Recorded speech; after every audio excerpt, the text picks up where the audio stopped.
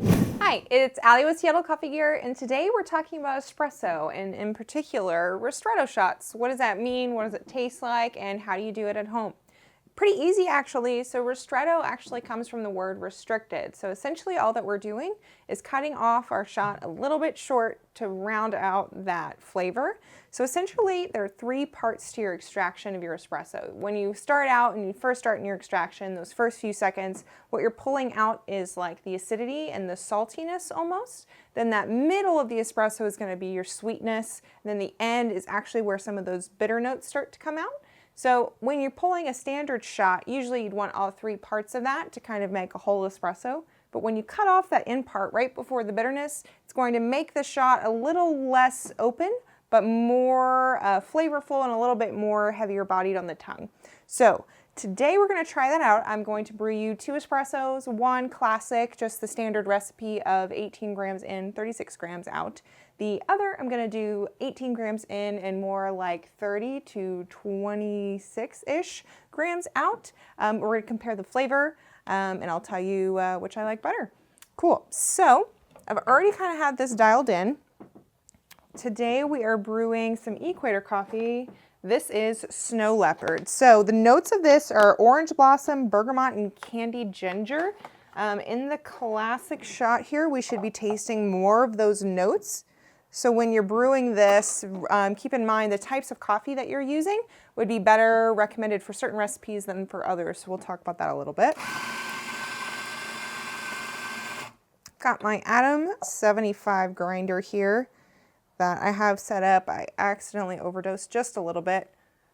That came out at about 19.2. Knocking a little bit of that off.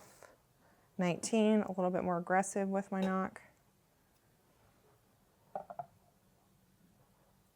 So close. Usually I would just throw it out and re-grind the shot, but when you're at home, try to save as much coffee as you can. It's not like you have infinite amounts. I mean, unless you do, which that's great. Perfect. A little even tamp. With the tamp, I don't go crazy, just enough to where there's enough resistance coming back. And today we're using an R58, which is a dual boiler machine. So I don't need to purge, which is nice. So that temperature is going to be pretty consistent. I've also set this machine up to be around 200 degrees at the brew head, just for experiment's sake. So I'm going to start my timer right when I start my shot. Perfect. Drop it around 5 seconds. So essentially the standard recipe is what you'd use for most any espresso once you get it at home and you want to kind of just try it out and experiment. Standard 18 in, 36 out is a good way to go. And then once you taste it, you kind of get an idea for the flavors. That's when you can adjust. I stopped it actually a little bit over here, but that pulled at 36 seconds in about, 36 grams in about 27 seconds, which for me is a pretty good option here. Yeah, so I taste all of the notes of that espresso, actually, like the candied orange, that was one of the notes, right? Or maybe it was candied ginger. Ginger, the orange blossom, yeah. So to me, it comes off in like a candied orange. So I can taste all the parts of that and all the flavor that go along with it. I turned the service boiler off on this, so the hot water is not functioning. Let me rinse this.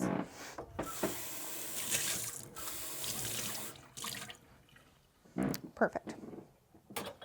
So this next shot that we're going to brew is going to be Ristretto. So we're restricting the shot. We're cutting off that water a little early. So for me, it's probably going to look around like 22 seconds is when I'm going to stop the shot. You can also do it by weight if you want to be really precise, but I'm just kind of giving you some options here. So for lighter coffees or like single origin coffees, stuff with these little delicate notes, you'd want to use a classic recipe. For anything like an Italian style, this is actually more like the way they do it in Italy, the Ristretto style, because you can use more coffee and get like a punchier or like a more velvet and rounded note there. And it goes a little bit nicer in milk and stuff like that, makes it a little bit smoother. We'll round off the edges.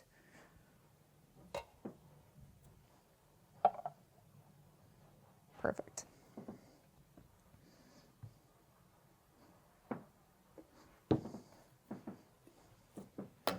So usually I would recommend this for darker coffees, for anything. If you think your coffee's turning out a little too bitter, this is a good experiment to try.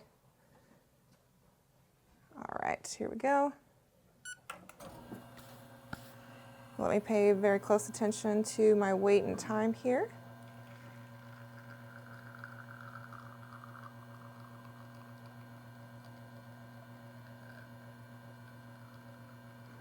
So just about the same flow rate, which is good. So I'm stopping it at 20 seconds and it was at 30 grams. So just about 6 grams of difference, but espresso is so small, even that small amount is going to make a difference here. Pouring it into a very similar glass. Yeah, so it's much more, it's stronger. It tastes a lot stronger. It tastes more single note than multiple note, not as dynamic, which might not be a bad thing. But for me, this one doesn't come off as light and as acidic as this one does. This one has a little bit more of that orange note to it. This one's a little bit more strong as far as like that bergamot note probably comes out a little bit more. So anyway, it's a really cool way to experiment with your espresso, try out different things, see how you can influence the coffee itself just with what you're doing with your machine. Anyway, thanks so much for watching. Don't forget to like, subscribe, and I think I told you which one I was going to tell you I liked better. Me personally, if I'm drinking this as espresso, I would go for the classic recipe. However, if I knew the coffee was going to be strong or more Italian style, probably would choose that one. But most of the time, I would go for the classic recipe. I think that one works a little bit better for my palate and my flavors. I think that's it. Don't forget to like, subscribe, and we'll see you next time. Thanks.